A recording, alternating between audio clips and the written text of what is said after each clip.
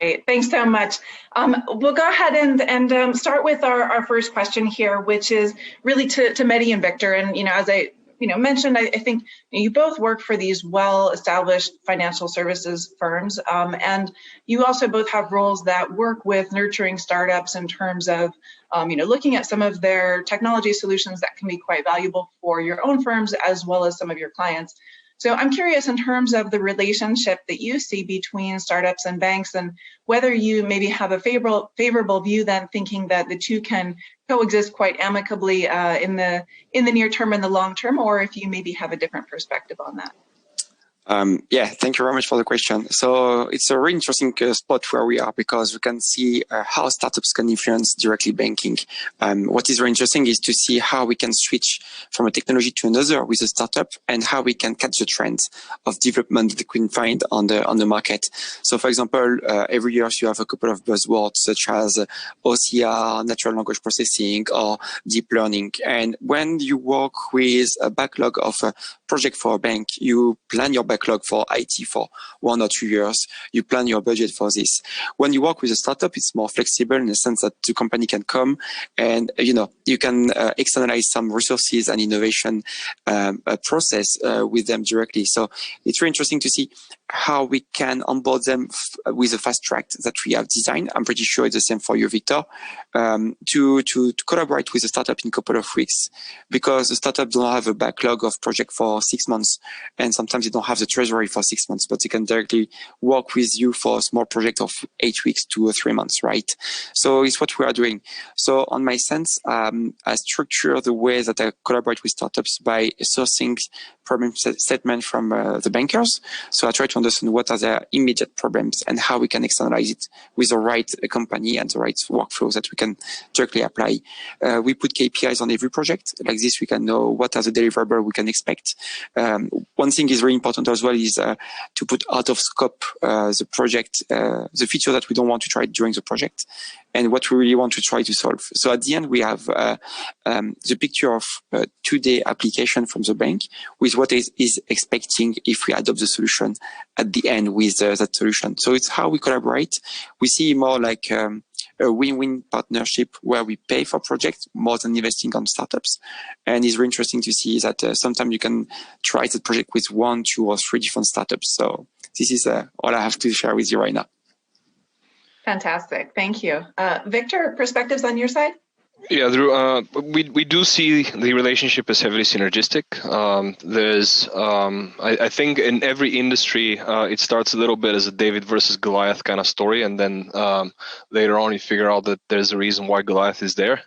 And specifically for wholesale banking and capital markets, it's very impossible to crack the industry without actually having the context, the infrastructure, and the capacity to meet regulation and scale to service essentially large clients appropriately. So we definitely look for collaboration and don't see things in a kind of competitive dynamics or purely in a competitive dynamics mode.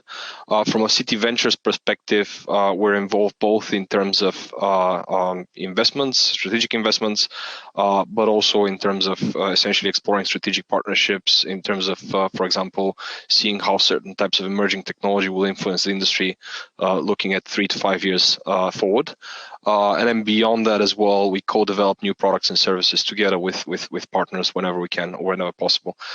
We see ourselves as a platform to a large extent, and as Mehdi kind of indicated, for us it's quite important also to make it easier for various tech organizations, not necessarily only fintech organizations, to work with us, but also for us to work with them as well. So we work on the connectivity at the bank side, as well as at the ease of engagement.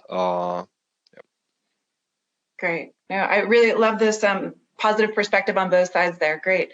Vikram, question for you then. I know you head up consumer business at Experian, and of course, then at the heart of your role, as well as just the company, is really this data collection, aggregation, and analysis. So I wonder if maybe your experiences have given you a different perspective, or if you feel quite similarly. Yeah, sure. Thank you, Drew, for this question. No, I think I echo what Victor and Mehdi said. Bank and fintech partnership are successful when synergies of consumer trust and innovation come together. So we've seen that niche fintechs have found their mark in the industry by enabling banks with specific use case to drive efficiencies across function.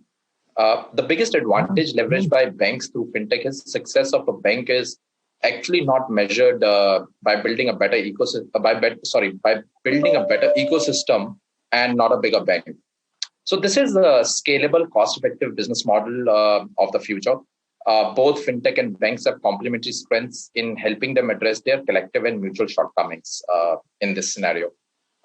As in case in the case in hand of Experian in particular, so we work with banks, insurance companies, financial institutions, fintech firms, and over the past few years, we have noticed increasing trend of fintechs partnering with banks or FIs as technology service providers, or banks and FIs partnering with fintechs to quickly scale the distribution through digital means or launch co-branded product offering.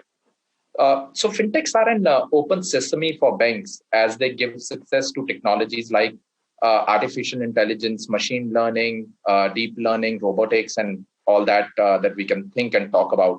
And we are noticing that this partnership, where either the tech stack is partly run by a fintech for a bank, or where the bank front ends with a customer, given the trust that the customer have in the bank, or the fintech partners of the bank at the back end who supports with the balance sheet or regulatory requirements, in that scenario.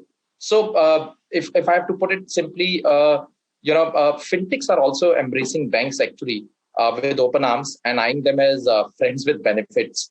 The reason for that are many. Take regulation, for instance.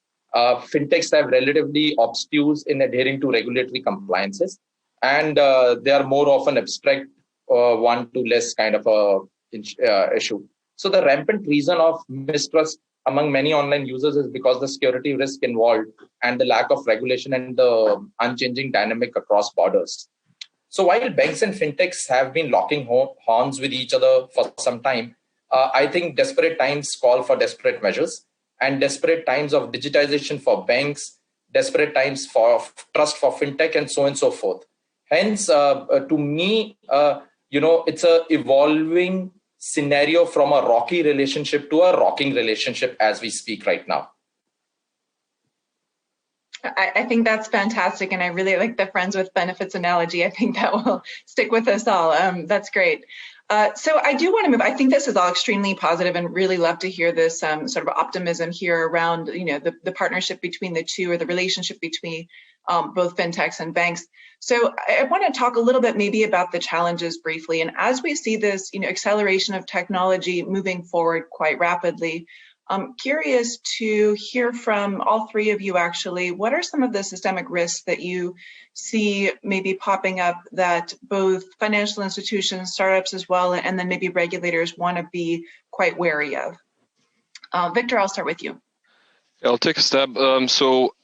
First and foremost, I think we need to recognize the fact that the more kind of actors you have in a system, and the more different technologies you bring in, the more you increase complexity. And complex systems by nature are hazardous, or they have multiple different problems and failures at any point of time latent in them. So this is something actually to keep in mind, that the ability to create transparency, clarity of SLA or clarity of interaction, ability to monitor the entire value chain for various processes and workflows is critical in order to manage these systems. Also separately, banks, especially in the last kind of decade, and actually most large organizations, but specifically banks, have been obsessed almost with efficiency. In complex systems, efficiency and the inherent complexity kind of play against each other pretty badly. You need to have kind of some level of slack or some level of duplication of processes and redundancy, in a sense, to ensure that in that complexity, resilience can thrive. And I think this is what Bikram is referring to in terms of, not Bikram, Mehdi was referring to in terms of being able to kind of interchange certain vendors and having the ability to have multiple kind of relationships in parallel, or friends with benefits type of style of relationships. The second thing that's concerning is the asymmetric information, and that goes both vertical in terms of basically people operating certain technologies and processes, having better visibility and understanding of them than the people who manage them. And this is something that large organizations and regulators need to fix. It's very important that the people who control and manage certain investments and processes understand those in detail, because otherwise you have latent risk of taking poor decision making at the top. Same for horizontal, in terms of basically the fact that in larger organizations the decisions are siloed out, so the ability to essentially observe the full value chain for certain processes, for all processes, is actually critical, and being able to take downstream informed decisions. And that's also between parties as well. So, for example, that complexity can also play out negatively if you manage an ecosystem of partners, but not necessarily share critical information. And then the last kind of type of risks I would identify are essentially talent bottlenecks or talent risks. These organizations need different types of talent to manage technology ecosystems than they currently have, and that also caters to different type of organizational structure, which caters to that type of talent. So any digital transformation is predominantly a talent and cultural transformation before becoming a technology transformation, essentially, in order to kind of eliminate the talent risk latent in it. So that's kind of like my view. Thank you. Yeah. Mehdi, anything you wanted to add there, perhaps? Well, I think it was really well structured. So maybe I can just focus on another point, will be the adoption of technology from a perspective of users, but also company and regulators. So basically, in the last 10 years, we have seen so much transformation with a smartphone, actually. And everything is actually on demand. Amazon is on demand, Alibaba is on demand, Netflix is on demand, Spotify, music on demand. So everyone are really expecting to have like all the services all together directly on your phone. And I think like banks has done an amazing job to try to adapt to this kind of customer journey and user experience. But not only them, because regulators are really fast right now to adopt new solutions and new regulation.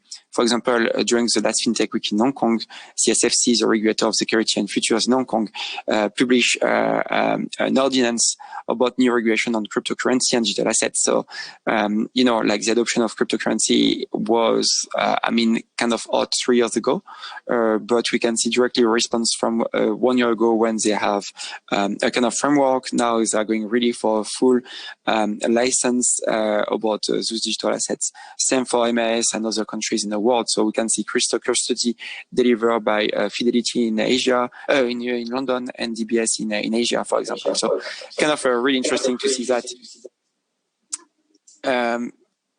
Yeah, it's okay. No, okay, yeah. Because I had the background notes. And the last thing would be how a university replied to this, because I was a student 8 years ago and everyone was on finance and banking. But now when I speak with my interns, they are all in computer science and doing, specialization on data scientists. So it's really interesting to see that and university and regulators are moving forward as well, following the corporate like banking. Thank you, Mehdi. Vikram, is there anything else you'd like to add there on the systemic risk front? I think, Victor and Mehdi have summed it very well. But to me, one of the big pieces is about how, the three pieces come together, which is regulator, fintechs, and the banks or the financial institutions.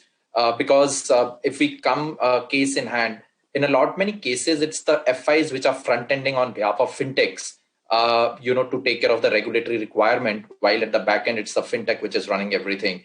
And that's a risk at times, which the bank is also running into, or they are partnering in terms of maybe credit or maybe banking services along with fintechs.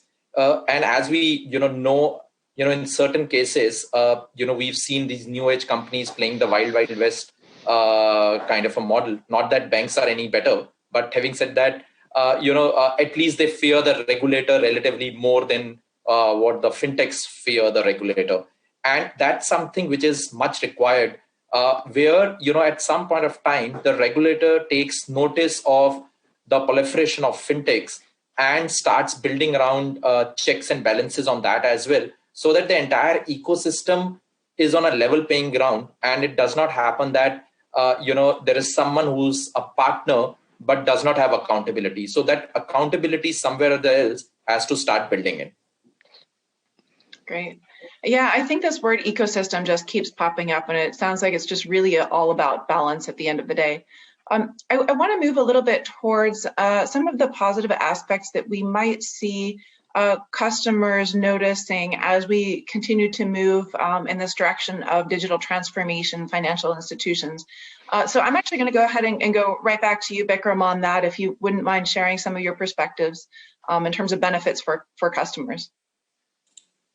Sure. So to me, digital transformation should include relevant technologies that can bring the most value for both the FI and its customers.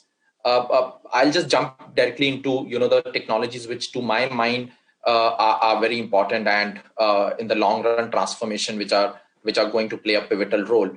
First being artificial intelligence as an example. So AI in financial services can be as simple as chatbots or online assistant that customers with their issues, which customers help them resolve their issues or provide necessary information and so on and so forth. Or it could be for the purpose of data analysis and security. So for instance, money laundering, which is one of the big pieces that all the regulators today, are chasing. AI can play an important role by analyzing customer data within several seconds and subsequently creating customer personas or analyzing big data and so on and so forth. The second piece being, or the second technology that I think is very important is blockchain. So implementation of blockchain can result in better interface, more accuracy, and secure data and transactions. To me, blockchain solutions will also make transactions and different operations transparent, thus facilitating that collaboration that we are talking about. And the need of intermediation of third party will get negated to a large extent. Needless to say, it brings down your cost. It increases. It gives you more protection for the data and so on and so forth. But one big piece about this transformation that we talk about, Drew, and how it benefits customers. Many times we are quite focused on this so-called emerging affluent and the affluent category of the customers, and we always perceive it from that perspective.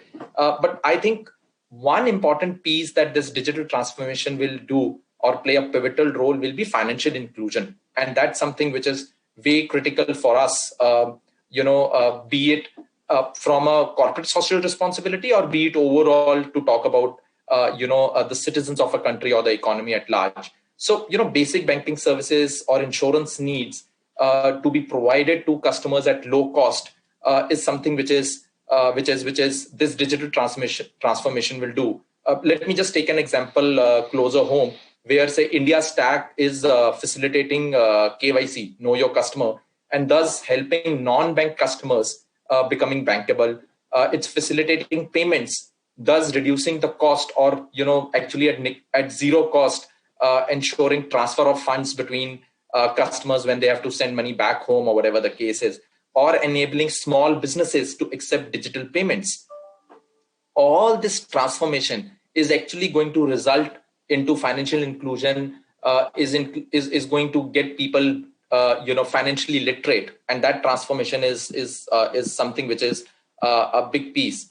I would not also shy away from saying that financial inclusion benefits economies and societies as a whole, and studies have proved that extending traditional financial services to low-income household and small firm goes hand in hand with increasing the economic growth. So, it's not only what are we giving back to the customer from that digital transformation perspective, but also, how does it help the economy as a whole? So essentially for me, financial institutions who have embedded digital transformation as part of their DNA will stand to, and as a result of that, customers will stand to gain in terms of financial services, access to financial services, actually, customized product offering, pricing, servicing, support, and all that stuff. So that's how I look at it, because it's customer and economy and the whole gamut of customers that we are talking. We are not talking in particular only a certain segment of the customers. Yeah, thank you. And I think that was just really so perfect, because we actually have a question from the audience that is specific to financial inclusion, which is how can alternative data help in financial inclusion, and who are the major players in this space? I think the India example, fantastic. It's a great one. I'm wondering, Mehdi and Victor, is there anything else you would like to add on the financial inclusion front, or just the sort of customer journey and customer benefits front as well? Not much on the financial inclusion part specifically. I think Bikram covered that well. One thing on the benefits that I would like to add is actually two. One is the transparency. The fact that we're moving towards a digital economy means that things can be monitored and measured better, which means that they can be fed back. So I would urge clients of any sort to essentially expect more transparency from their partners as an outcome or benefit from their digitization. And if that's not the case, then something went wrong. Beyond that as well, given the fact that there's more push towards open banking, there's a stronger competition to be expected, which is always good for essentially creating more products and segmenting the market better, hence creating more user value or customer value. Yeah. Great. Mehdi, anything else? On financial inclusion, it's kind of hard in Hong Kong because it's mostly underserved and financial inclusion. So like one of the big focuses for us to onboard more SME, how we can serve better the SME. It's still a big trouble here to onboard an SME in a couple of days. So we have developed recently a platform that we can onboard a company in 2 days based on the acceptance of different APIs that we have developed in there. So using new capabilities like natural language processing. But this will be related really to a local corporate in Hong Kong. This will be live on the 9th of December. The other thing I can share is like using the fund, we can determine a lot of things like the gender of a person based on the signature movement of the fund. So basically, when we use your fund signature movement, if and it's not from a gender bias, it's really from the data. We can, I think it's like 95% right now, identify if you are male or female based on the movement of your fund. So because most of the men put their phone on the pocket, so the signature movement is really small amplitude, but for women it's mostly on the bag, so the amplitude is really large. It's the same also with if you want to do a kind of assessment on if someone will reimburse their mortgage or loans quickly or not. So it will be based on the level of battery of your phone. And from the data, we can see that if you're someone will use your phone a lot, but your your level of battery is really low, the problem is like you're not committed to reimburse your loan. But if your level of battery is really high, you can reimburse your loan most of the time. So it's a couple of things that we have seen using new technology and customer experience with them. Very interesting. Thank you. Curious in terms of kind of moving back, maybe we mentioned some of these during the systemic risk conversation, but in terms of the challenges, I know we often see, financial services firms really wanting to push their digital transformation agenda pretty aggressively, but of course they face a lot of obstacles. So would be great to hear from you all, if you wouldn't mind just sort of highlighting what are some of these obstacles that you're seeing. And this could be, as they build partnerships with fintechs, or this could be individually. And then, maybe any sorts of ideas or thoughts around solutions to some of these larger obstacles. So I'll start, actually, I'll come back to you, Mehdi, on that one, please. Sorry, the line was not stable. Can you repeat the question, please? Certainly, sure. So coming back to a little bit some of the challenges as banks and fintechs really want to be pushing their digital agenda forward. So as we look towards digital transformation, there's certainly an impetus to be moving in this direction. Still some challenges exist. So what are maybe some of these challenges, particularly for larger financial institutions, And then what might be some areas that they could help, mitigate some of these challenges as well? Yeah, I think one of the big things is to find the market fit of your solution. So most of the time we have, like here in Hong Kong, but also overseas, a couple of companies coming with an understanding of the market fit really different from the banking experience or from our user experience that we have. So it's great to find some project or find some startup coming with some solutions targeting, for example, we spoke about KYC just before, but sometimes it just targets one of the pillar of the problem of the KYC, but they don't have another view of the project because the person and the startup are really specified on one specific project. So one of the big things that we are seeing in Hong Kong, and I don't know if it's the same in India and in Singapore, it's the way that you can check the identity of a client. Or prospect, because you don't have API between the regulators, the government agency, and the final users as a bank. So we have to create that bridge and gap that bridge here with new solutions and also with companies coming on the market.